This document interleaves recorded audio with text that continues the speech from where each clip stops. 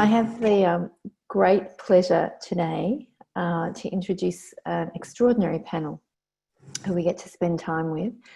I'm going to introduce each one of them one by one, asking them to say hello to each one of us and share briefly their pathway into the community leadership that they take up now. So I'm really pleased and proud actually to be able to introduce you to Auntie Faith Green first. Auntie Faith has a long, extremely long and, well, I shouldn't say extremely long, should I? Auntie Faith has an extremely deep history and experience of community leadership, particularly around parent and family engagement. She's worked in the PACE program, which is Parent and Community Engagement, for many, many years. And she's currently the manager and CEO of Ganyameta, which is an Aboriginal and Torres Strait Islander non-profit organisation in the city of Logan in Queensland. And their motto is breaking barriers, living proud. But Faith, please say hello to the people that have gathered today. Tell us a little bit, how did you get into taking up the community leadership you do? What was your path? So, hello everybody. Kerry,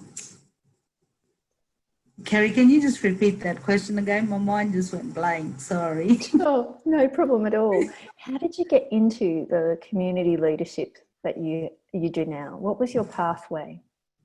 I suppose my pathway was, I think it was embedded in me through my family coming off Cherbourg. My father was a leader on Cherbourg, and little did I know that he passed all that on to me and Mum.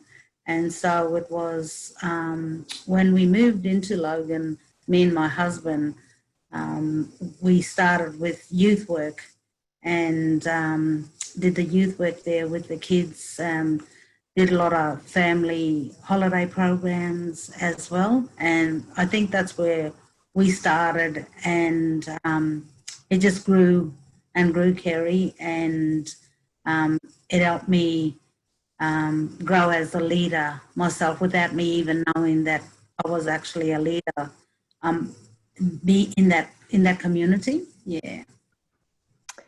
So it sounds like you had the DNA, the essence of leadership in you from your family, as it were. And such a common refrain, isn't it, that we're taking up leadership when we never knew we were stepping into leadership. Thank you, Faith. Yep. Let me head north and take you to meet Kate, who's in Gladstone. Kate is a fierce disability advocate, but she has recently broadened her focus to become a community leader around social change in the Gladstone area. She brings a significant amount of personal and professional leadership experience to her community leadership role, but she has also worked in academia, and she's found this really useful in her community leadership positions that she takes up. Kate, please say hello to the people gathered today. Tell us, what was your journey? How did you become a community leader? Thanks, Kerry. Yeah, as you said, I've been working for probably the last 20 years as a volunteer in disability advocacy on various boards and committees. And then I just got the opportunity, I suppose, to broaden my interest into social change in general. So just not within the disability sphere, but yeah, anyone that was oppressed or disadvantaged in society is my interest area now. Like Auntie Faith and like you mentioned, I never kind of considered myself a community leader, and I never saw myself heading that way. It wasn't a conscious decision at all. It's just kind of evolved over time, I suppose. Thank you, Kate. I'm just going to pause briefly and say, Moira, are you there? I am here. Hopefully that's working. Fantastic. I might just be coming on and off a bit so that we can help with the broadband.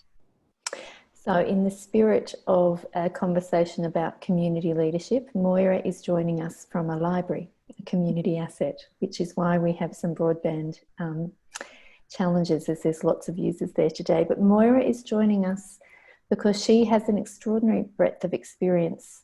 Her biography starts saying that she has worked from the kitchen table with families as a social worker right through to the cabinet table as the chief of staff for a minister.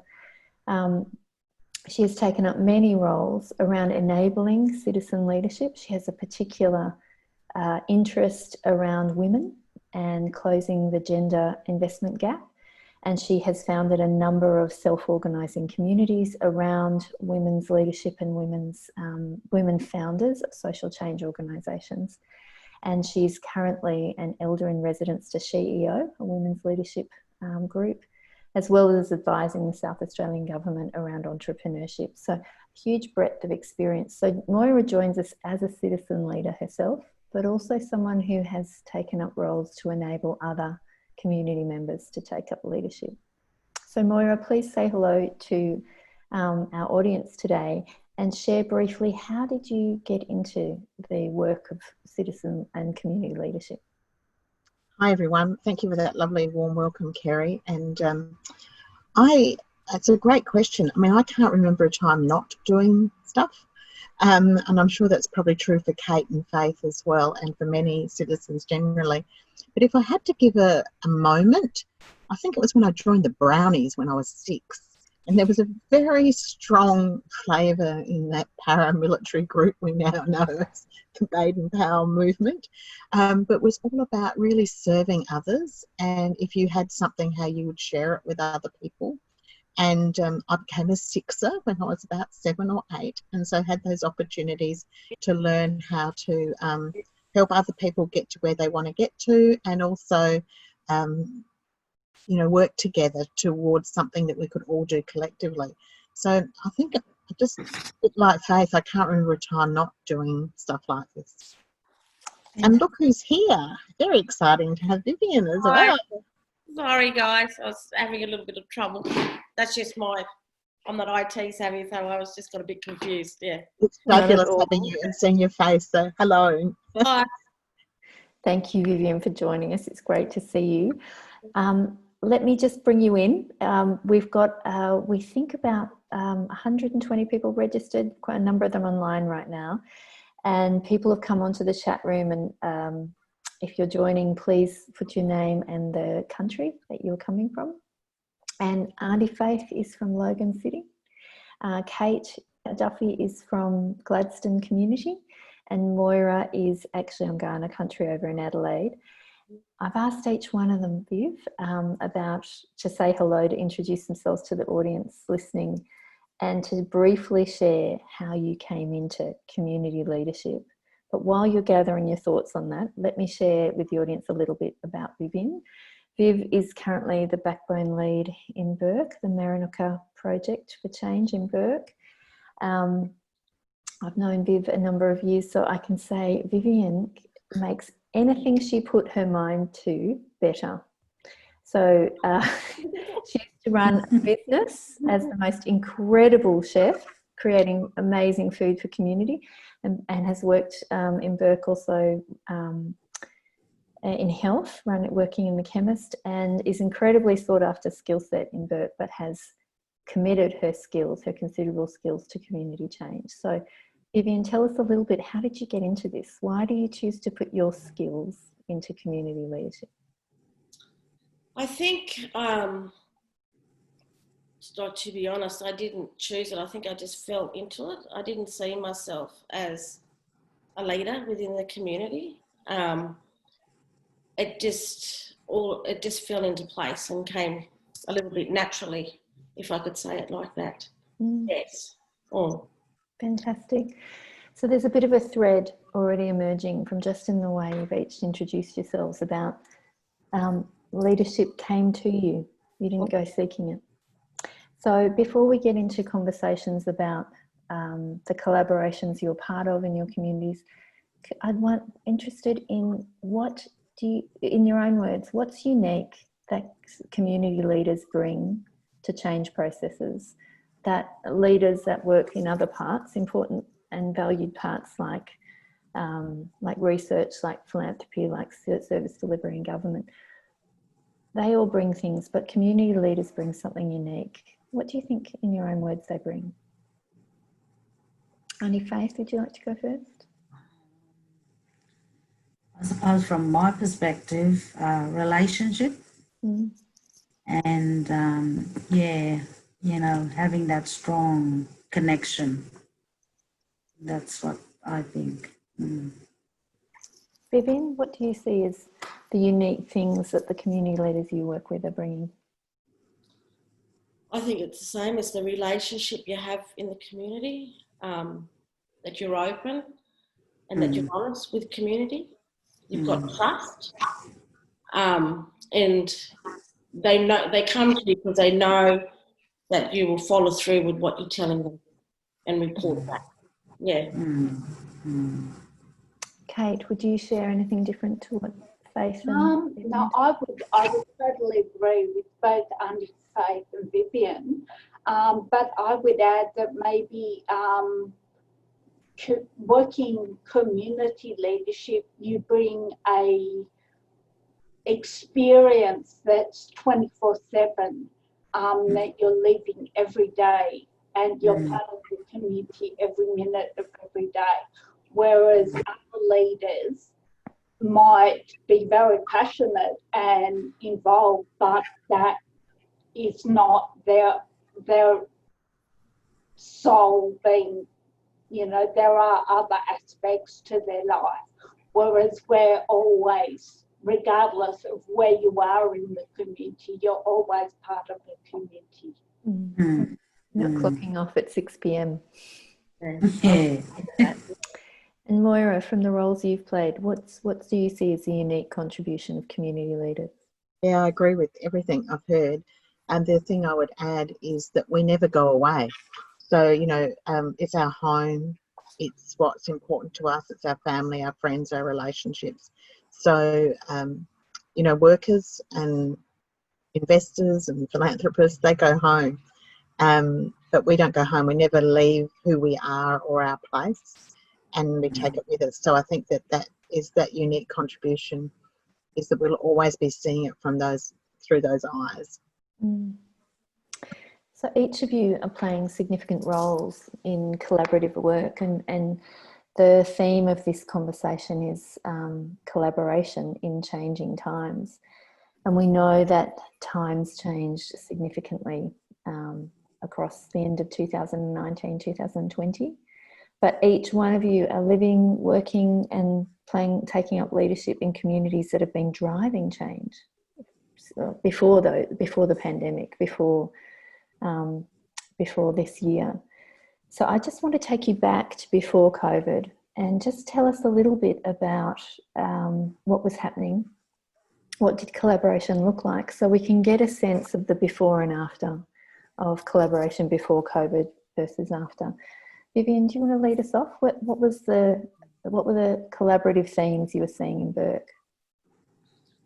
So with the work that I do within the Backbone team, we're underpinned by a strategy. It's safe, smart, strong. So we would like to ensure that every Aboriginal child grows up in our community safe, smart and strong.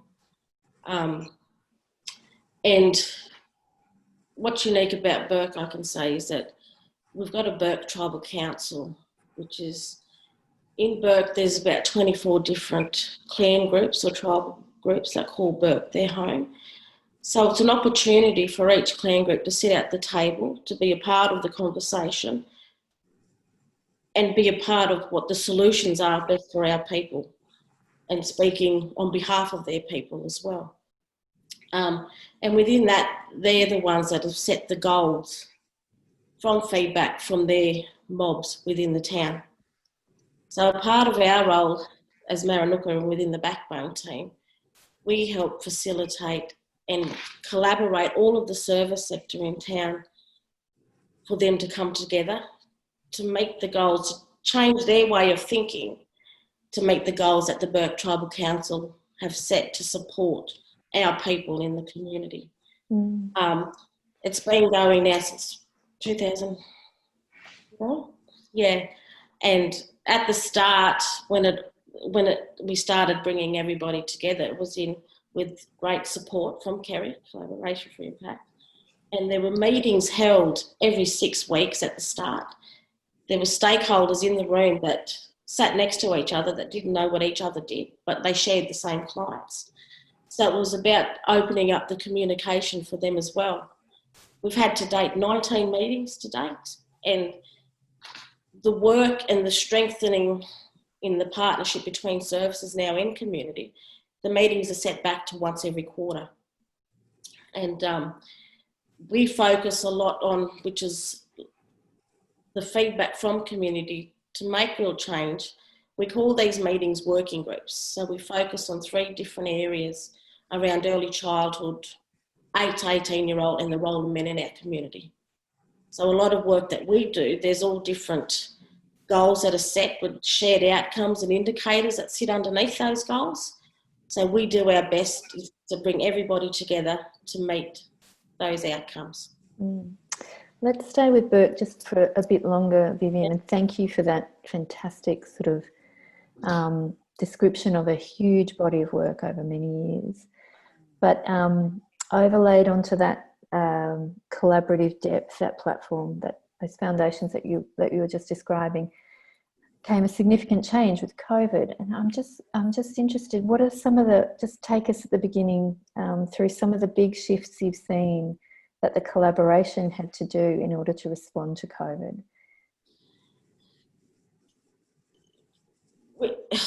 I have to say, because of those existing relationships and partnerships that were already formed in community, Maranukwa was a vital tool because we already had those existing relationships. So we were seen as the gateway, I suppose, through, in every community they had the local emergency management committee. So they chose us as the gateway to communicate and to hold those relevant meetings because we already had those existing stakeholders already in partnership. So it was easy for us just to send out an email, bring a meeting together within a couple of days and gather all that information and feedback to provide up to the local emergency management committee. Fantastic. Wouldn't have been possible, is what I'm hearing, without those pre-existing relationships and trust. Yeah. Let's stay, we'll come back to that, but let's go to Kate now. Kate, you're in Gladstone, and there's collaborative work that's been happening in Gladstone for a while, but there's a new collaboration emerging. What was described the depths of collaboration or the characteristics of collaboration in Gladstone before COVID? My understanding, and I hadn't really been involved personally, is that collaboration had always been happening in Gladstone. We're quite a community-minded community, and I think it had always been happening. It was just very traditional and in a way sector-led, I suppose. So we, at the end of last year, we became involved in the Stronger Places, Stronger People initiative, which introduced us to the collective impact model. So in a way, COVID was something that we had to walk the talk, basically. We were talking about change, and we were talking about being more flexible and adaptable. And suddenly we were faced with that challenge ourselves. Fantastic. Thank you, Kate. And what did you see some of the things that you needed, that the collaborators needed to do differently when COVID came through? What are just one or two examples of? I don't think I don't think we ever consciously thought about what needed to change. I think it was more of when we were put in the position of having to adapt and having to change, we realised different ways of doing things that we never really had to think about because you did what you always did. So COVID perhaps was an opportunity. It was, definitely, I think.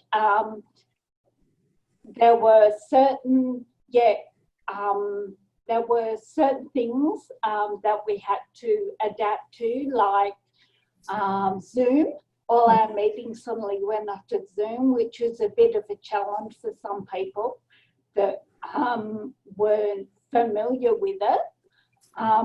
But in general, I think everything we had to do has probably been positive going forward. Okay. Auntie Faith, let's go to Logan. What was happening in Logan up till the end of last year? Tell us a bit about the collaborative work that you're involved with there. So we formed, like, Moira Yarragu from the Change Fest, and that continued to grow. We brought in a couple of more elders from around the community to sit at the table as well. We actually met, we had one meeting, closed meeting, so that we can discuss what we wanted to do as First Nations people. And then the other meeting was an open meeting where Logan Together and the partners would come and share what they was doing within their area about and they just for us it was just to continue to do that, and also it strengthened us as in, like, us, Warrior Yarragu, Logan Together, and our other partners. And we also, just before COVID change, we also put more of us on the leadership table as well. And that played a big impact on the leadership table in Logan. Okay. So just before COVID, you're saying First Nations leaders from Warrior Yarragu joined the Logan Together leadership table. Logan's been going for the Logan Together leadership table's been going for what, 4 or 5 years? Think so. Look, you know how you think when you start something, it's you think it's been going for a long time, but when you look back, in reality, it's only been like 2 or 3 years. Okay. Yeah. And what did you notice changed in the collaboration as people were responding to COVID? What were the things that you noticed most? For us as First Nation, it was about the impact it played in Logan for our families. And so we actually told our partners that this is what we need, help with our children in schooling, our elderly and all that. So we actually, even though COVID, it impacted on us as a community, it never stopped us from staying connected because we was always connected. But it just made us stronger. And we also then put our needs first in front of everybody else's because we needed to take care of our mob. And that really shone out in the when COVID came in. And with the support of all our partners and everything, they just jumped on board, and we worked actually better together during COVID than pre-COVID, if that makes sense. I think it brought us all together, because it impacted all of us. Let's stay on that point that you just brought in, Auntie Faith. Kate, you were also saying COVID made working differently easier, or created an opportunity to start working differently. Yeah. So what are the strengths you've seen in the collaboration work you're doing? What's been working really well in the COVID response, and why do you think that was possible? I think in the very beginning, it was probably hard, really hard, because we had to change a mindset of doing things the way we've always done it to doing it a bit differently or thinking outside the square a bit. So that was probably the big challenge at the very beginning. But once it started happening, I think people started thinking more flexibly, adapting. I think there was an even greater recognition of each other's needs, because some people were harder hit than others, and needed more support during this time. So I think there was a bit of a mountain to get over at first, but once you got over it, you realise that actually it wasn't that hard to be conscious of other people, and to do things a bit differently. And so that's definitely a lesson going forward. Moira, knowing your broadbands with you for a moment, what have you been noticing in the collaborations you're involved with about how they're working differently now that COVID is part of their focus, what they need to respond to? I'm riffing off Kate here about much more mindfulness to people who are made more vulnerable by COVID. What are you noticing about the strengths of the collaborations you're working with? Thanks, Kerry. Same sorts of things everyone said, moving online, but also knowing that you've got those really strong relationships that pre-existed that Vivian was talking about and Faith was talking about, that you can then just draw on really, really quickly. We were able to do that in a collaboration I'm part of, which is for brings 3 networks together who are women in business and small business and startups. And we created a resilience fund in about 24 hours for those people who didn't fit into a JobKeeper and all that kind of thing. We raised $6,000 to distribute to those women's businesses. Now, I know we wouldn't have even thought about it doing something like that pre-COVID, but we were able to draw on that existing strength to then make that possible as gifts. So we've actually created it as a gift to people rather than feeling like they've got to pay it back or that it's a grant. So even that mindset, that conversation was different to perhaps how we would have done sort of emergency relief, if you like, in another time. And so I think that was really significant. Another variable I've noticed is that I think even though Zoom drives me a bit crazy, there is a lot of equity. Everyone's quite equal in a Zoom environment, actually. Once we get through the tech challenges and the digital divide that is real in Australia, there's lots of places that don't have full access. But instead of the power just being, in one place, it's able to be shared a lot better, I think. I know as a facilitator, if I'm leading in a room, I can work the room the way that I want to, but without this, without having the energy exchange that happens physically, we've all had to learn new ways of doing things. And to some extent, I think that's been actually quite a new way of bringing some equity into opportunities to drive ideas and share the responsibilities. Moira, just staying with that for a moment, do you think more voices are being heard because of meetings going online? No, I think, more diversity? Not yet. I think that there's real effort to try and make that happen. I know in my own case, we've really worked very, very hard at trying to make sure that there's more diversity in the voices online, because the digital divide is real. Lots of people don't have full access to these kind of connections. Part of the reason we're at the library is because we try and build those relationships. and remind people that we do have in many places. We're very lucky in South Australia. We've got a fantastic libraries network that are the original co-working spaces and original places for community building. So we like to draw on those.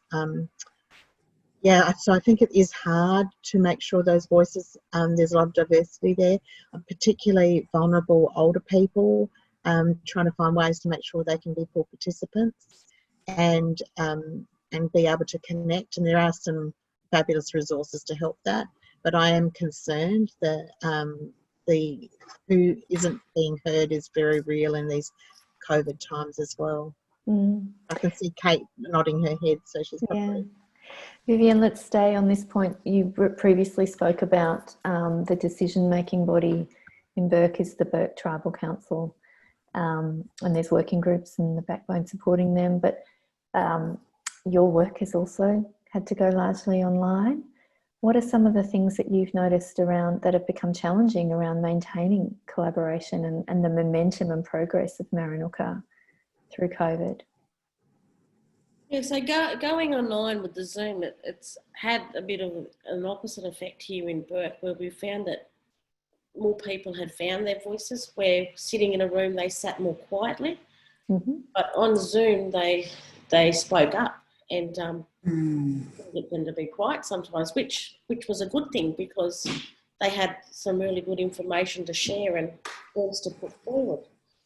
The only negative to that response is the catch up afterwards when people are face to face. We found that those conversations, because everybody was in the one room, they were easy to be held then, and catch up afterwards, where it was a bit more difficult because of the change to switch to Zoom.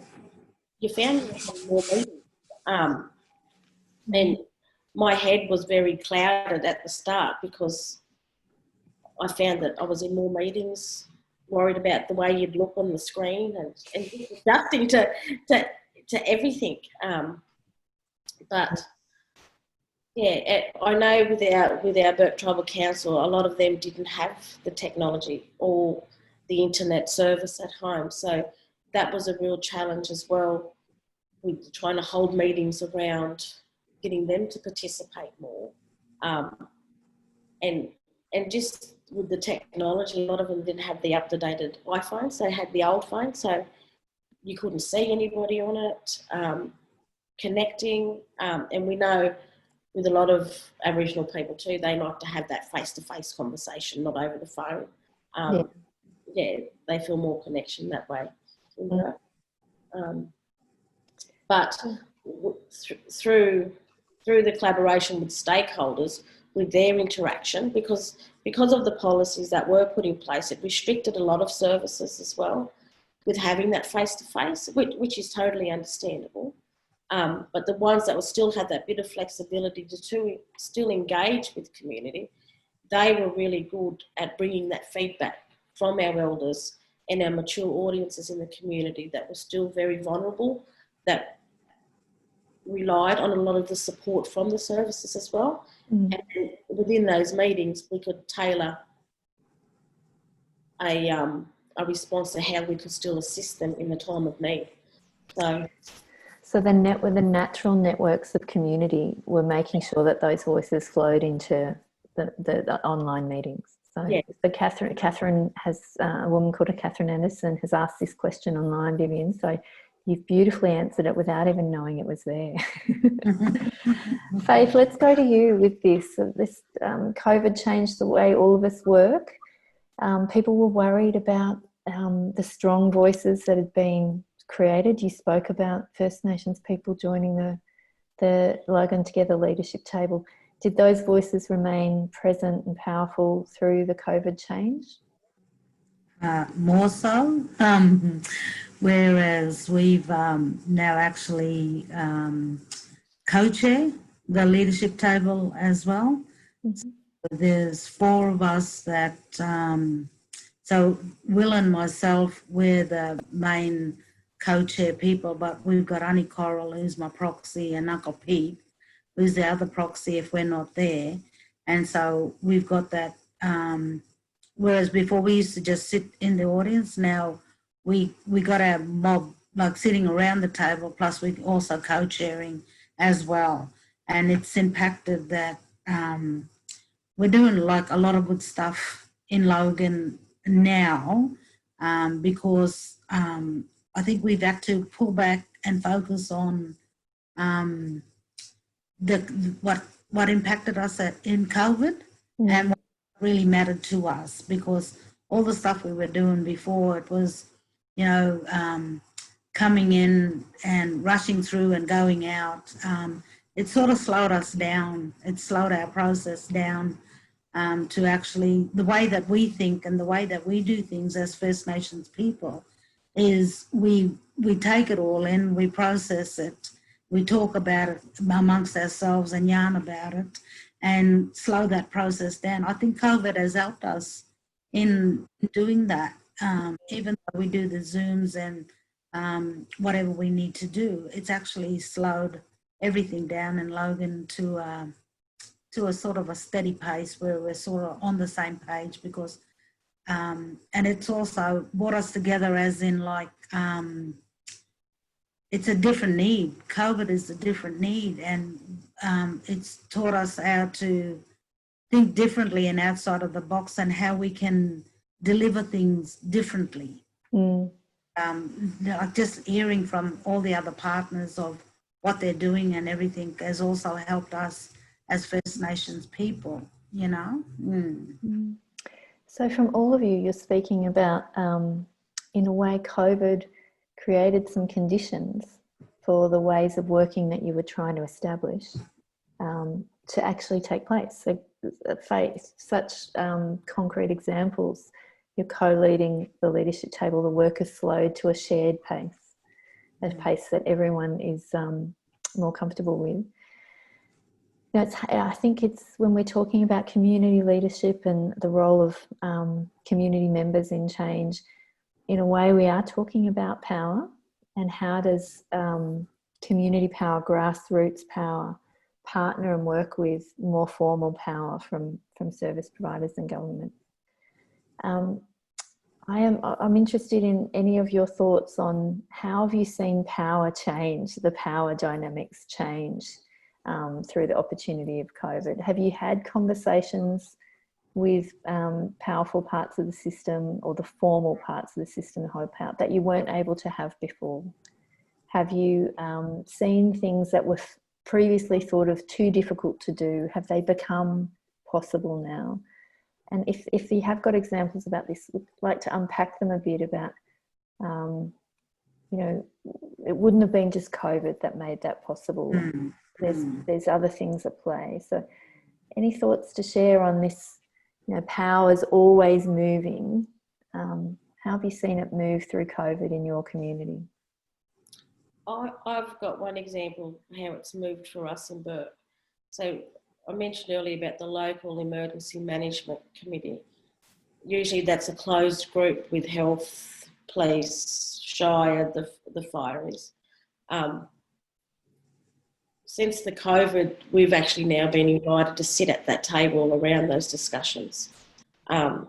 So which is great for us, yeah, and for all involved, I suppose. So we can bring that community voice stronger into those discussions, yeah. Had you previously asked to be at that table? No, well, there hasn't been anything really, as you say, pandemic in Burke happening. So there was never an opportunity to ask. But I know usually it's, they're usually closed groups, certain organisations. Kate, let's go to you. Have you seen power used differently, pooled between community members and others? What's changed? Yeah, but it's interesting, Kerry. It's actually, for me, from what I've seen, it's almost been the opposite. So we identified very early on, like back in December, I think, of last year, that one thing we wanted to do was hear those voices that weren't being heard. So it was the people that didn't have the power, that's you know, what we wanted to empower in a way. We hadn't come up with a solution of how to do that. Like it was a conversation thought bubble, but it hadn't progressed further than that. And then I think with COVID, we became aware within our own group of some voices that weren't being heard for particular reasons. So we had a first-hand experience of trying to make things accessible for our own group, which going further is a whole idea of what this project's about. So, you know, it was the people that didn't have power that we were hoping to engage, I suppose. Yes, the real values of inclusion being explored and tested, I think. Moira, are you with us? No, okay. Faith, you've already given an example of a shift in power with you, with Warra-Yarra-Go now co-chairing Logan together. Have you seen, you know, normally when there's a crisis like COVID, you know, we almost go into these command and control structures of power, but it really sounds like there's sort of, Hopefully you can hear me. Yes, thanks, Moira. Please come in on this question if you can, Moira. Maybe not. Faith, so, you know, there's usually this sort of command and control in a crisis. So, you know, emergency management group, as Vivian was saying, usually take control. Have you seen things used differently, power used differently in the way COVID, Logan has responded to COVID as a community? Yeah, just what, sorry, I forget sister girl's name from Burke, what she was Vivian. Sorry? Vivian, what she was talking about, how they didn't sit on some of the stuff. We actually, in Logan, we've moved where we actually, they want to involve us in a lot of that, that big higher decision making. Like, so Logan City Council has stepped out and asked us as First Nations people to come in and sit on their stuff, education, health and all this. And it also empowered us as like our aunties and uncles that sit around for them to step up instead of like just like myself, Will and JD. Actually got Uncle Pete and Auntie Coral and Uncle Noel going out and speaking on behalf of Warra-Yarra-Go in those bigger circles as well. So it's empowered them to, you know, they were already brave enough, but just to be considered and to move forward in that. And people were looking like for us for help and guidance, I suppose, as well. But I think the power shift for us was with our own mob. Our own mob stepped up because they, you know, first they went into panic because, you know, we're the most vulnerable people on the planet. And so when they overcome the panic, then they went into the mode of, okay, well, what are we going to do to look after all our mob? And I think that power shifted from us as like Warra-Yarra-Go, but back to our families and our elders and all that. They had the power to speak up and do things. And I think that, for me, looking at that, Kerry, it was like a really big blessing. And, you know, for me, I was overjoyed by that, our mob stepping up. Yeah. Let's stay on this, Faith. Do you think that sounds like an enormous amount of opportunity opening up for more people, more empowerment?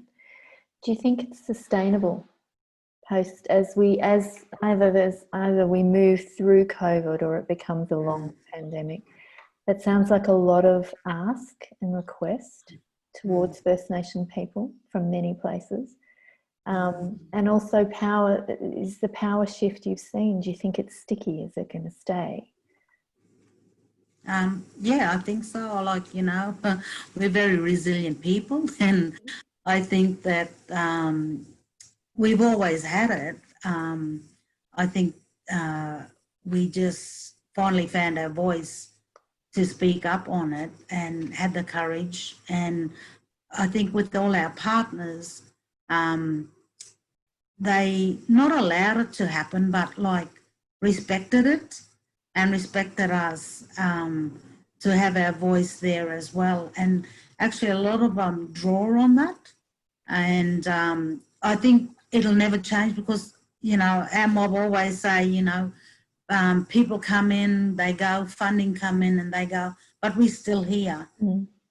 And that's the most important thing, whether COVID is around or any funding or whatever, we as First Nations people or our community in Logan, we're still there regardless. And I think that's the sustainability of it, Kerry. Fantastic. It's very inspiring. Vivian, do you think the changes you've seen that COVID has enabled, are they sustainable in Burke? Do you think power will shift in the way you've described and stay that way? Oh, I think so, and I can only hope so. Yeah. So knowing that community leadership is challenging because you're speaking on behalf of your people, it's also challenging because you're often negotiating power all the time. You've all described it as being work you can never turn off. So there will be people on this call who are wanting to take up leadership on behalf of their community, or there'll be other people on this call who actually want to be supportive and enable community leaders to take up leadership in their place. What advice would you give people who want to take up leadership or support others too? From your own personal experiences, what advice would you give community leaders? Kate? As I said before, it was never a conscious decision for me to become a leader. I'm still actually a bit scared by the label, and even now, it's very new to me. But I guess, as I said, I've worked in community advocacy work for a long time. And I guess I was lucky enough to have some really good people in my life that recognise their potential and put time and effort into guiding me and advising me and just gently pushing me towards where I am today. So in a way, I've still got, I'm still very new to this, but I almost feel an obligation to put that forward. So my advice to anyone would be find a mentor and then become a mentor. Kate, were your mentors, Kate, were any of them, did they come from unusual places in your life, or were they people well known to you? No, some were personal friends, some were professional people, some were both. It was, and it wasn't about me going to them and saying, I want to be a leader, how can I do this? And it wasn't about them coming to me and saying, you have ability to lead. It was just, I had an interest and they encouraged that, I suppose. So yeah, and I never went looking for these people. I guess it's just, I was just very lucky that these people were there when I needed them.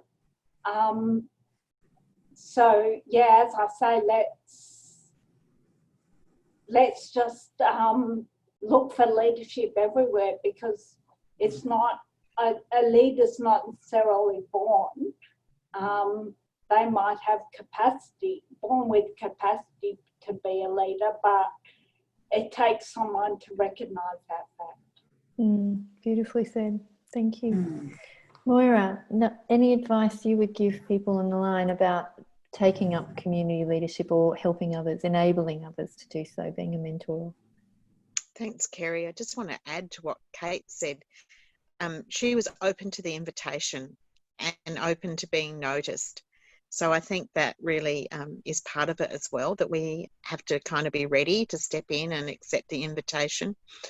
I joke often saying that I didn't expect to be in leadership roles. It's just that when someone said, you know, who wants to be leader, step forward, and I didn't move, but everyone else stepped back, and all of a sudden I was in that leadership role.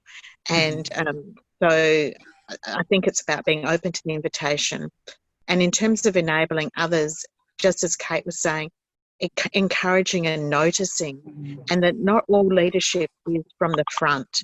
You know, there's a lot of leadership that's from the side and from behind.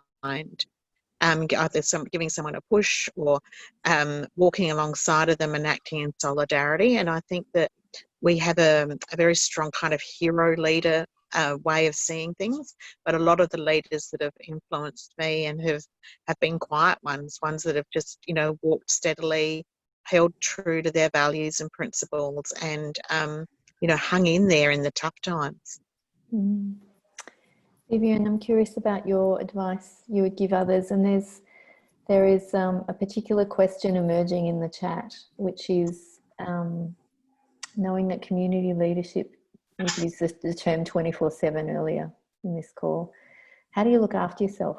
So the advice you'd give others, and what do you do to keep yourself sustained in the job? What you could do in that part is you need to share the load. My particular circumstance, we call us the backbone team. You know each other's strengths and weaknesses, and you need to draw on that. Don't feel as if you can take everything on yourself, you know, because self-care is most important, because if you're not at the best you can be, you can't support others as well. And I writ some things down, and that's what I've got in there, because when you're really passionate about something, it is 24/7. It's just not 9 to 5. But make sure you take that time out for yourself, and if you've got a family, for your family as well. So they feel, you know, still within your, how can you say it? And I know I see and witness you, Vivian, helping other community leaders strengthen around you. What are some of the things you do to enable others? I make the time, I listen. I do not judge them. I'm always respectful and taking their view.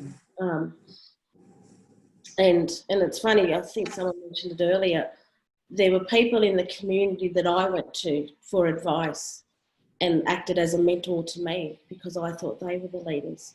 And then I found a shift where they were actually coming to me, asking me for what my advice was and what they should do. And that's when I was thinking, oh, I felt. Yeah, something's changed.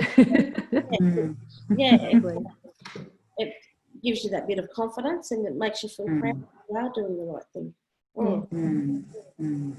And Auntie Faith, you have mentored and enabled many leaders to in your community. What advice? What did you do? What roles did you take up, and what advice would you give others? Just the same as what Vivian was saying, but also like walking alongside them and just encourage them, and also look at their strengths from themselves and work with that, and also to you know, like what Vivian was saying about respecting. And I'm too, like, was in the situation like with Vivian. I went to a lot of elders and a lot of leaders in our community too, and now they coming back to me, and you go, hey, you know, you get that, and you go, wow, you know, So, and I think just for our young ones, just to always encourage them, we always talk about our young ones being our future. Well, if that's the case, then encourage that, you know, and I just always think that leaders come from all sorts of, you know, pathways and everything, you know, because even a little hard-headed child that, you know, mucking up at school and everything can become a great leader. So it's just being like, when you look at all that sort of stuff, be there to support them and encourage them, like what Kate and Vivian was saying and Moira was saying. I think that's what great leadership, and also being a good example yourself and leading, you know, by yourself, having that, you know, high expectations of yourself as well. Such incredible lesson or message you're all sharing about the openness to leadership coming from everywhere. And leadership doesn't always show up exactly how we imagine it. Moira mentioned the hero leader, and just when we see leadership in others, every one of you has nurtured it. So I think we're pretty much 1 minute before we'll wrap up. So can I just, from my part, really acknowledge the leadership that each one of you is taking up in your respective communities, and thank you for being so generous in sharing how your leadership has enabled change in your communities, how you've adapted through COVID, and for just being such generous spirits in sharing with us today. So with my thanks, and I will hand back to Moira to close us out. Thanks, Kerry, and super big thank you to Kate, Vivian and Artie Faith, and to you, Kerry, and to Liz for hosting this series, Collaborating in Changing Times. If people want to just leave a word or a phrase of thanks or gratitude or a new idea, please feel free to pop it into the chat so we can gather that up. We are going to be sending you a short evaluation at the end of this session, and in that there'll also be some news. So this is the last of this first webinar series, and some of you will know that we were having some challenges getting an international panel together, but we have now got 6 internationals that are coming together that we've pre-recorded, and we're going to hold an actual workshop. So you'll be able to see each other, there'll be breakout rooms, there'll be a process for you to discuss and describe what's happening in your place, what some of the differences might be in Australia between what's happening in North America and in Europe, and across the waters in New Zealand. So we would love you to join us. When you get the evaluation form, there will be a link to the next this next event, which will be on Wednesday the 26th, and we'll also be sending it out far and wide. On the off chance you're not on the Collaboration for Impact email list, just jump onto our website, Collaboration for Impact, and you'll be able to you know, just join on and get our newsletters and information there. It's been such a fabulous time that we've all had together this afternoon. So wishing you all well on behalf of CFI, and hope we'll see you again in August. Thanks, everyone.